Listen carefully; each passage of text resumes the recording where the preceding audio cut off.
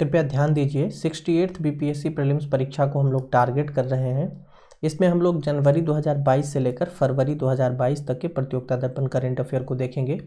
Episode 1 में हम लोगों ने जनवरी 2022 के करंट अफेयर को देख लिया था। अभी हम लोग फरवरी 2022 के करंट अफेयर से जितने भी महत्वपूर्ण प्रश्न बन सकते हैं 68 पीटी के लिए, जो 12 फरवरी 2023 को होने जा रही है, उसको देखेंगे। और क्रमशः इस प्रकार हम लोग जो है फरवरी 2023 तक के करंट अफेयर को देखेंगे। फिर उसके बाद बिहार करंट अफेयर्स को देखेंगे। इसका वीडियो अपलोड है जिसमें 200 करंट अफेयर वीवीआई हमने दिए हैं बिहार से 1 ईयर के। ISFR report, Bihar budget, Bihar economic survey, central budget और सेंट्रल इकोनॉमिक सर्वे को भी देखेंगे। तो आइए हम इसको शुरू करते हैं कि क्या क्या प्रश्न इस बार फरवरी 2022 से आपके लिए महत्वपूर्ण इस 68th पीटी में हो सकते हैं। पहले उसको देख लेते हैं जितने महत्वपूर्ण प्रश्न हैं।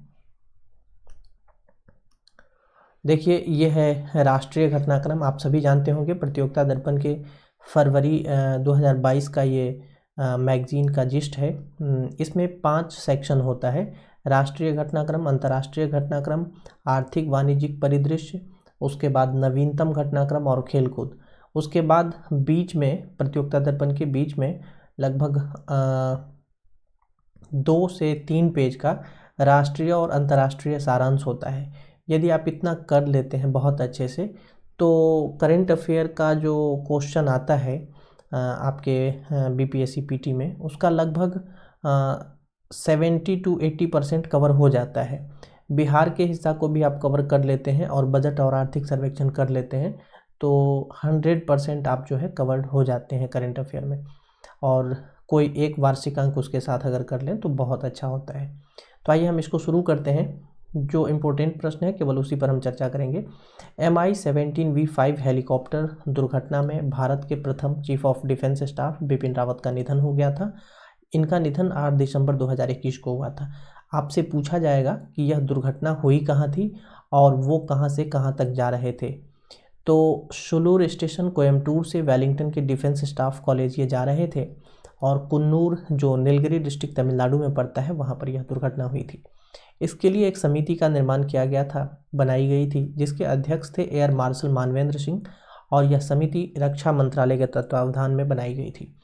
68th बीपीएससी पीटी के लिए नेक्स्ट इंपॉर्टेंट है 1 जनवरी 2020 से ये सीडीएस थे, ये ध्यान रखेंगे आप। आइए उसके बाद है आईएनएस खुखरी, देख लेते हैं क्या था ये। ध्यान देंगे, यह स्वदेशी युद्धपोत था। 23 दिसंबर 2021 को विशाखापत्तनम में इसको सेवा मुक्त किया गया। इसका निर्माण पूछा जा सकता है कि कहाँ से हुआ था, तो ये मझगांव डाक से बिल्डर्स लिमिटेड मुंबई से हुआ था। इसके बारे में अन्य जानकारी है जिसको आप पढ़ सकते हैं, बहुत महत्वपूर्ण नहीं है आपके परीक्षा के पॉइंट ऑफ व्यू से। ब्रह्मोस मिसाइल के वायु संस्करण का परीक्षण जो है हाल ही में चांदीपुर ओडिशा से किया गया है। यह एक सुपरसोनिक लड़ाकू विमान सुखोई 30 MKI से इसका परीक्षण, यानी ब्रह्मोस मिसाइल का परीक्षण किया गया था DRDO के द्वारा। आइए नेक्स्ट है VLSR सेम, यानी vertical launch short range surface to air missile. देखिए इसके बारे में, ये VLSR सेम जो है यह सतह से हवा में मार करने वाली मिसाइल है, जिसका परीक्षण भी चांदीपुर ओडिशा से ही किया गया है। इसकी क्षमता लगभग 15 किलोमीटर है। ध्यान रखेंगे, प्रलय पूछा जा सकता है कि प्रलय क्या है, तो यह सतह से सतह पर मार करने वाली एक मिसाइल है, जिसका परीक्षण APJ कलाम द्वीप, यह भी ओडिशा से ही किया गया है। नेक्स्ट आपके लिए इम्पोर्टेंट जो है वह हम देखते हैं। राज्यसभा की इसरो पर एक रिपोर्ट आई थी, इससे संबंधित प्रश्न आपके परीक्षा में इस बार नहीं बनेंगे क्योंकि यह डेटा पुराना हो चुका है। SSLV ये इम्पोर्टेंट है आपके परीक्षा के पॉइंट ऑफ व्यू से, ध्यान रखेंगे। या 68th के लिए ये दोनों प्रश्न बहुत इंपॉर्टेंट है। स्मॉल सैटेलाइट लोअर व्हीकल्स, ध्यान दें कि इसरो द्वारा इसका विकास हो रहा है छोटे उपग्रह को कम लागत पर प्रक्षेपण हेतु। 500 kg तक के उपग्रह को लगभग 500 किलोमीटर तक की निचली कक्षा में प्रक्षेपित किया जा सकेगा इससे। नेक्स्ट है कोलकाता की दुर्गा पूजा। ध्यान दें, यूनेस्को की अमूर्त सांस्कृतिक विरासत में इसको शामिल किया गया है। शामिल करने का निर्णय जो है दिसंबर 2021 में पेरिस के एक बैठक में लिया गया था। इससे पहले भी कुछ जो है यूनेस्को की सांस्कृतिक विरासत में अमूर्त चीज़ें शामिल हैं, जैसे रामलीला है, योग है, कुंभ है, संकीर्तन जो मणिपुर का है, बौद्ध जप है लद्दाख का, कालबेलिया राजस्थान का, रमन पूजा है, मेदुयेतु है और कट्टियत्तम है। ये सभी आपको ध्यान रखने हैं। उसके बाद है अग्नि प्राइम, ध्यान देंगे यह सतह, ये वाला जो टर्म है ये ध्यान रखना है आपको, प्रलय में भी यही ध्यान रखना है। यह सतह से सतह पर मार करने वाली एक मिसाइल है, तो ये ध्यान रखेंगे। यह पूछा जा सकता है कि अग्नि प्राइम क्या है। अग्नि प्राइम की मारक क्षमता जो है वह 2000 किलोमीटर के आसपास है, ध्यान रखेंगे। नेक्स्ट है 15 से 18 वर्ष के बच्चों का टीकाकरण प्रारंभ हो गया है 3 जनवरी 2022 से, ध्यान रखेंगे। कोरोना वॉरियर्स के लिए जो है तीसरी डोज यह 10 जनवरी 2022 से प्रारंभ हो चुका है। इस तीसरी डोज का नाम ही है प्रिकॉशन या बूस्टर डोज, यह भी ध्यान रखेंगे। ब्रह्मोस मिसाइल का विनिर्माण केंद्र जो है लखनऊ में बन रहा है, इसके लिए शिलान्यास किया गया है। शिलान्यास वहाँ के चीफ मिनिस्टर और केंद्रीय रक्षा मंत्री दोनों के द्वारा हरौनी में किया गया है। ब्रह्मोस न्यू जनरेशन मिसाइल का उत्पादन जो है यहाँ पर होगा, तो ये ध्यान रखेंगे। नेक्स्ट है अंतर्राष्ट्रीय घटनाक्रम, इसमें हम देखते हैं 68th बीपीएससी के लिए क्या इंपॉर्टेंट है। देखिए राष्ट्रपति चूंकि अब बदल चुके हैं तो बहुत महत्वपूर्ण यह प्रश्न नहीं रहता है, फिर भी आप इतना ध्यान रखेंगे क्योंकि यह 15 से 17 दिसंबर 2021 को ही गए थे। रामनाथ कोविंद की बांग्लादेश यात्रा हुई थी, इसका उद्देश्य था बांग्लादेश के 50वें विजय दिवस के मुख्य अतिथि के रूप में वे वहां पर पहुंचे थे। भारत के द्वारा यहाँ पर 3 घोषणा हुई थी, इसको देख लीजिएगा। बंगबंधु बापू डिजिटल प्रदर्शनी उपहार मुक्ति युद्ध संग्रहालय को, उसके बाद दिल्ली यूनिवर्सिटी में बंगबंधु पीठ में पहली नियुक्ति की घोषणा और नूतन छात्रवृत्ति योजना का 5 वर्ष के लिए विस्तार, ये तीनों घोषणाएं आप ध्यान रखेंगे। नासा का पार्कर यान, इसके बारे में हम आगे भी चर्चा करेंगे। ध्यान रखिएगा सूर्य के कोरोना को छूने वाली मानव निर्मित यह पहली वस्तु है। पार्कर यान का प्रक्षेपण जो है 12 अगस्त 2018 को किया गया था। कोरोना में ये आज के कोविड-19 से संबंधित नहीं है, कोरोना सूर्य के कोरोना से संबंधित है। अप्रैल 2021 में यह प्रवेश किया था। इसका खुलासा जो है नासा के द्वारा दिसंबर 2021 में किया गया, इसलिए ये प्रश्न जो है आपके परीक्षा के पॉइंट ऑफ व्यू से इम्पोर्टेंट है। पार्कर से पूर्व यानी इससे पहले सूर्य के निकट पहुंचने वाली जो वस्तु थी, जो मानव निर्मित वस्तु थी, वह थी हीलियोस 2 यान, ध्यान रखेंगे। इसका प्रक्षेपण 1974 में ही किया गया था। पार्कर यान का प्रक्षेपण जो है लिविंग विद द स्टार कार्यक्रम के तहत हुआ है, यह ध्यान रखेंगे। यूजीन पार्कर ने सुपरसोनिक सोलर विंड के सिद्धांत को दिया था, इन्हीं के नाम पर जो है इस यान का नाम रखा है नासा ने, तो इतना ध्यान रखेंगे। उसके बाद नेक्स्ट 68th आपके लिए इम्पोर्टेंट है, यह भी 68th के लिए इम्पोर्टेंट है। हम बता चुके हैं कि 67th इसलिए लिखा हुआ है क्योंकि सितंबर के लास्ट में 30 सितंबर को आपकी 67th री एग्जामिनेशन हुई थी, तो ये उसके रेस्पेक्ट में ही बनाए गए थे। ध्यान दें भारत रूस की 21वीं शिखर वार्ता नई दिल्ली में हुई 6 दिसंबर 2021 को। स्थिति को बहुत अच्छे से ध्यान रखेंगे, पुतिन और मोदी इसमें शामिल थे क्योंकि 2+2 यानी 2+2 वार्ता, जो 2+2 डायलॉग होता है वो इसी के साथ यानी भारत रूस की जो 21वीं शिखर वार्ता थी उसी के साथ ये संपन्न हुई। और भारत जो है 2+2 डायलॉग 4 देशों के साथ इसके साथ ही स्थापित कर लिया। विदेश मंत्री और रक्षा मंत्री का ये संवाद होता है, आपको ध्यान रखना है। बाकी बाकी और इसमें जो पॉइंट इम्पोर्टेंट है वो यहाँ पर यहाँ देखिए इसको घेर दिया गया है, इतना ही आप ध्यान रखेंगे, बाकी आप चाहें तो पढ़ सकते हैं। अमेठी के कोरबा में AK-203 असॉल्ट राइफल का निर्माण होना है। उसके बाद क्लासनिकोव सीरीज के छोटे हथियार का जो है उत्पादन किया जाएगा। ये जो है समझौते हुए हैं। 22वीं शिखर वार्ता जो है नेक्स्ट रूस में होगी, यह प्रस्तावित है। नेक्स्ट है जेम्स वेब स्पेस टेलीस्कोप, ध्यान रखेंगे। इसका प्रक्षेपण जो है 25 दिसंबर 2021 को किया गया, यह भी इम्पोर्टेंट है आपके लिए। प्रक्षेपण जो है एरियन 5 रॉकेट द्वारा फ्रेंच गुयाना से किया गया है। फ्रेंच गुयाना जो है यह दक्षिण अमेरिका महाद्वीप में पड़ता है, ध्यान रखिएगा। फ्रांसीसी उपनिवेश है फ्रेंच गुयाना, यहीं से किया गया है। नासा द्वारा विश्व का सबसे विशाल टेलीस्कोप है यह, पृथ्वी से लगभग 18 लाख किलोमीटर दूर जो है L2 यानी सेकेंड लैग्रेंज पॉइंट पर इसको स्थापित किया जाएगा। सेकेंड लैग्रेंज पॉइंट क्या होता है इसके बारे में यहाँ पढ़ लीजिएगा। आइए ध्यान रखेंगे, नोबेल की शांति पुरस्कार विजेता रही हैं म्यांमार की पूर्व स्टेट काउंसलर जिनका नाम है आंग सान सू की। आपको पता होगा इनको 2 वर्ष की कारावास हुई है। आंग सान सू की ये नोबेल शांति पुरस्कार विजेता रही हैं। कोविड-19 प्रतिबंध के उल्लंघन के मामले में यह कारावास इनको हुई है।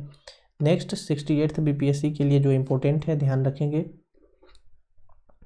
विश्व की सबसे शक्तिशाली 100 महिलाओं की फोर्ब्स सूची जारी हुई थी दिसंबर 2021 में। ध्यान देंगे, इसको हम आगे बताएंगे क्योंकि दिसंबर 2022 के लिए भी जो है में भी फोर्ब्स सूची जारी हो चुकी है। और इस बार क्योंकि भारत की 4 ही महिलाओं को इसमें शामिल किया गया था, अब इस बार 6 महिलाएं हैं। देखिए, निर्मला सीतारमण, किरण मजूमदार, रोशनी नाडार और फागुनी नायर के साथ 2 और हैं। एक हैं माधवी पुरी बुच और एक हैं सेल की चेयरपर्सन है, मैं उनका नाम याद नहीं कर पा रहा हूँ अभी, सोमा मंडल संभवतः ऐसे कुछ है उनका नाम, वो हैं। तो 6 महिलाएं हैं, हम बताएंगे फोर्ब्स सूची के बारे में आगे, ठीक है। आगे आइए। यूएन के सुरक्षा परिषद में 5 नए अस्थायी सदस्य जो हैं 1 जनवरी 2022 से आए हैं। और यह भी ध्यान रखिएगा कि 1 जनवरी 2023 से भी 5 सदस्य नए आए हैं, उनका नाम भी हम आगे बताएंगे।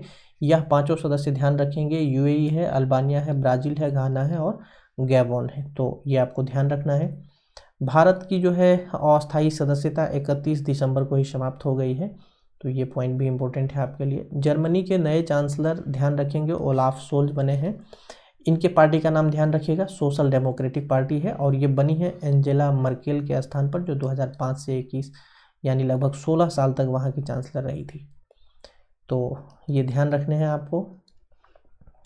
आगे आर्थिक परिदृश्य में ध्यान रखिएगा, प्रधानमंत्री आवास योजना जो ग्रामीण है, शहर के लिए अलग है प्रधानमंत्री आवास योजना और ग्रामीण के लिए अलग है। ग्रामीण को मार्च 2024 तक जारी रखने का जो है विस्तार दिया गया है इसको। ये जो है प्रारंभ हुआ था 20 नवंबर 2016 को ही। इसका पहला चरण 2016 से 17 से 18-19 के लिए था। सेकेंड चरण 19-20 से 21-22 के लिए था। और इस सेकेंड चरण को जो है बढ़ाकर जो है मार्च 2024 तक किया जा चुका है। 8 दिसंबर 2021 को यह बढ़ाया गया है। वाणिज्य मंत्रालय की एक रिपोर्ट है भारत के व्यापार से संबंधित, अब आपके परीक्षा के लिए उपयुक्त नहीं है यह। आगे देखिए, केन बेतवा लिंक परियोजना को मंजूरी मिल गई है केंद्र सरकार के द्वारा, ये ध्यान रखिएगा। पीएम किसान सम्मान योजना से 67th बीपीएससी प्रश्न पूछ चुकी है, इसलिए आप इसको एक बार फिर ध्यान रखिएगा। कारण इसकी जो है 12वीं किस्त अब हाल ही में जारी हुई है। ये अभी की मैं बता रहा हूँ, जो जिस मैगजीन को आप देख रहे हैं फरवरी 2022, लेकिन वर्तमान संदर्भ में अब इसकी 12वीं किस्त भी जारी हो चुकी है। इसमें ध्यान ये रखना है कि इस योजना को पूछा गया था कि प्रारंभ कब किया गया था। ये दिसंबर 2018 में ही प्रारंभ किया गया था। हालांकि फरवरी 2019 में जो है इसके बारे में बताया गया था, पीडी में हमने बता दिया था। और इसके लिए जो है पात्र नहीं कैसे किसान हैं, तो उसके बारे में बताया गया है। जिनके पास कृषि भूमि है केवल वही इसके पात्र हैं, तो ये ध्यान रखिएगा डाटा। उसके बाद नवीनतम घटनाक्रम में हमने जेम्स वेब स्पेस टेलीस्कोप के बारे में आपको ऊपर ही बताया है, तो ये डाटा आप एक बार ध्यान रखेंगे कि यह एक नासा का टेलीस्कोप है। कनाडियन और यूरोपियन स्पेस एजेंसी की सहायता से इसको तैयार किया गया है। 25 दिसंबर 2021 को इसको लॉन्च किया गया है। पृथ्वी से 15 लाख किलोमीटर की दूरी पर यह स्थापित होगा और ब्रह्मांड की उत्पत्ति के संबंध में जो है जानकारी देगा। इतनी सारी बात आप इससे याद रख सकते हैं। और नियुक्ति हमने बताया था कि हम मार्च के बाद यानी कि मार्च अप्रैल भी छोड़ देते हैं, मई से जो है नियुक्ति आपको ध्यान रखने की आवश्यकता है। मई 2022 से, इससे पहले की नहीं पूछी जाएगी आपसे। तो अननेसेसरी समय बर्बाद करने की आवश्यकता नहीं है, कारण पिछले 5-6 वर्षों के प्रश्न पत्र का गहन विश्लेषण करने के बाद हम आपको ये दे रहे हैं वक्तव्य, इसलिए इन बातों को समझें।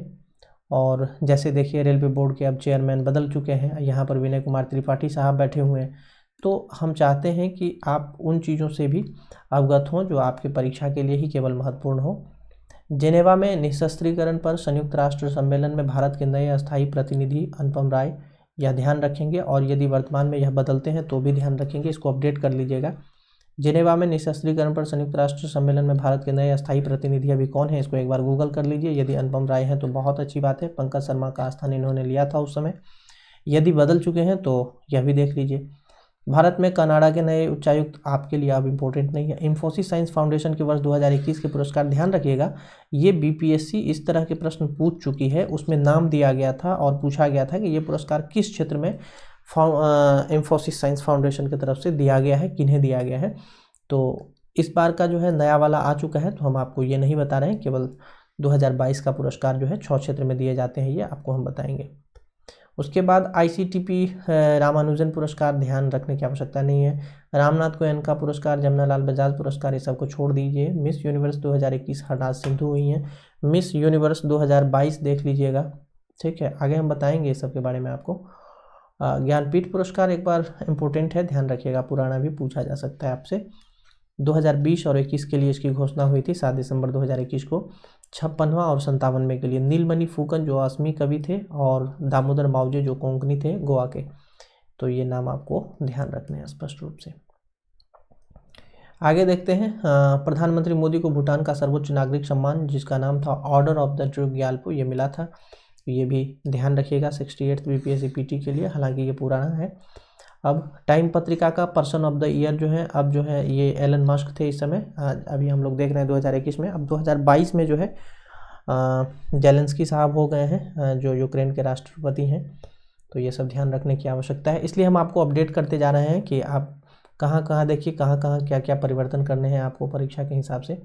साहित्य अकादमी पुरस्कार 2021 की घोषणा हुई थी, अब जो है 2022 की भी आ गई है, तो 2021 आपको याद रखने की आवश्यकता नहीं है। लेकिन 2022 से क्या क्या याद रखने की आवश्यकता है वो हम बता रहे हैं आपको, ध्यान रखिएगा। 22 भाषा जो संवैधानिक है उसमें अब प्लस अंग्रेजी में और प्लस राजस्थानी में जो है ये, यानी कि कुल मिलाकर 24 भाषा में दिया जाता है। 2022 के लिए जो पुरस्कार है साहित्य अकादमी का, वो जो है केवल 23 भाषा में घोषित किया गया है, बंगाली में अभी घोषित नहीं किया गया है, इतना समझ गए। नंबर एक और बात ध्यान रखिएगा कि राजस्थानी में पूछा गया था, 66th BPSC का प्रश्न था ये, कि राजस्थानी में किसे मिला था, मतलब राजस्थानी में उस किताब का नाम दिया गया था और पूछा गया था कि इस किताब के लिए किन्हें मिला था ये साहित्य अकादमी पुरस्कार। तो अब स्टूडेंट, चूंकि मैं इसलिए ऐसे बताया हूँ आपको कि अब अगर राजस्थानी में पूछा गया तो स्टूडेंट क्या करेंगे, सभी 24 भाषा के याद रखेंगे?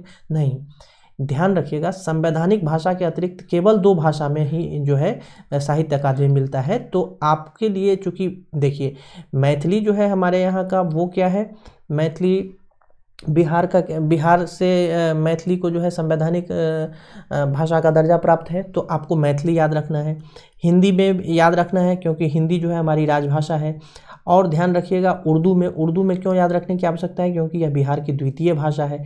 तो मैथिली जो है यह क्या कहते हैं, संवैधानिक अनुसूची का भाषा है। हिंदी आपकी जो है राजभाषा है, और उर्दू जो है यह बिहार का द्वितीय राजभाषा है।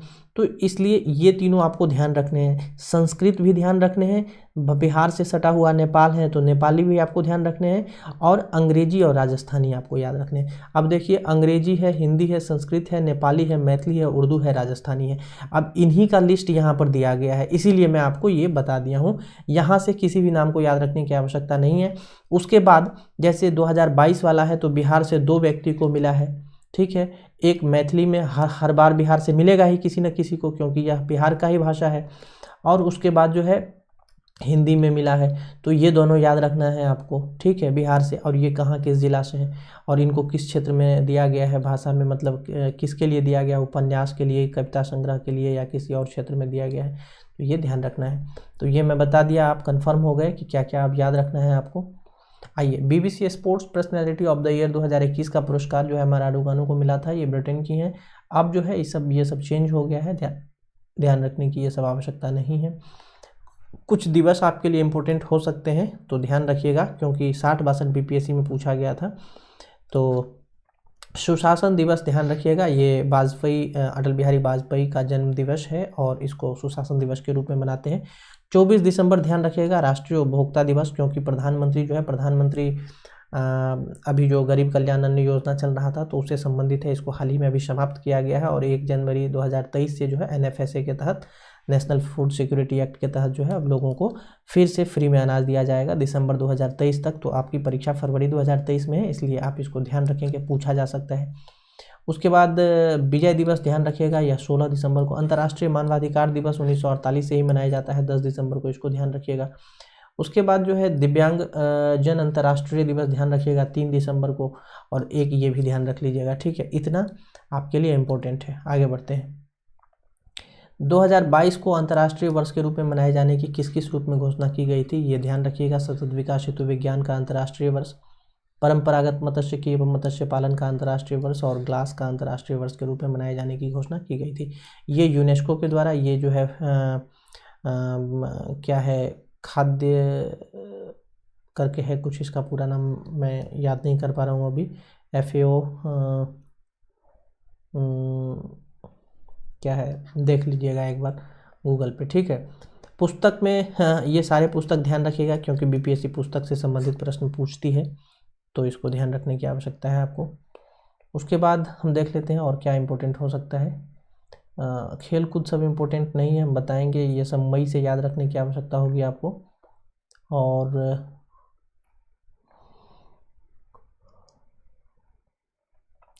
ये सब याद रखने की आवश्यकता नहीं। ये चारों ग्रैंड स्लैम हैं, चारों ग्रैंड स्लैम जो है 2022 के याद रखने की आवश्यकता है क्योंकि 66 BPSC में अंतिम ग्रैंड स्लैम US ओपन से पूछे गए थे प्रश्न।